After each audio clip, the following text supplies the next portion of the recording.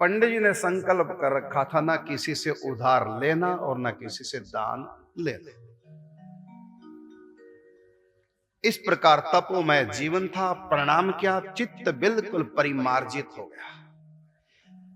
निष्काम और निष्पाप जीवन जब होगा तो भगवान जीवन में आएंगे आएंगे, निश्चित आएंगे। पहले गुरु आते हैं, फिर भगवान आते हैं। तो गुरुकुलों में पूज्य श्री उड़िया बाबा, श्री पूर्णानंद जी महाराज बड़े सिद्ध संत उड़ीसा के थे। उड़ीसा में अकाल पड़ा, लोग भूखे मरने लगे।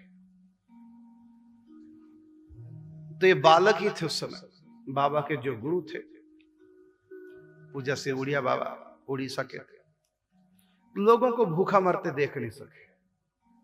अंत में सोचा कि सबको भोजन कराने वाली अन्नपूर्णा माता है, मैं घर त्याग करके सन्यासी बन जाता हूं, अन्नपूर्णा माता की सिद्धि करूंगा, फिर कोई किसी को मैं भूखे मरते नहीं देखूंगा, सबको भोजन कराऊंगा।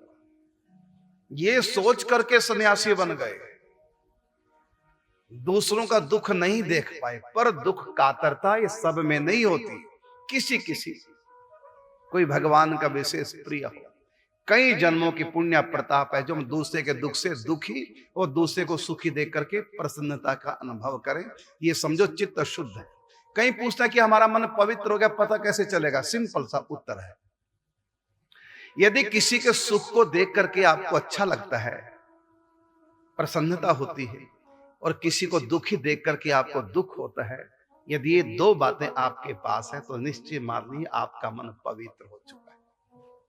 इसमें अब मैल नहीं रही।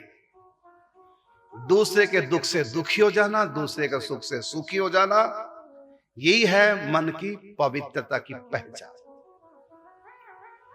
अब बालक ही थे, भूखे लोगों को देख करके इतने दुखी हो गए।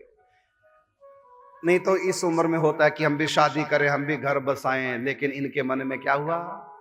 सन्यासी बन जाता हूं, दिन रात भक्ति करूंगा अन्नपूर्णा माता की, फिर अन्नपूर्णा से वरदान मांगूंगा कि जो भी मेरे पास आए सबको मैं भोजन कराऊं, कोई भूखा न रहे। कितना बड़ा औदार्य है।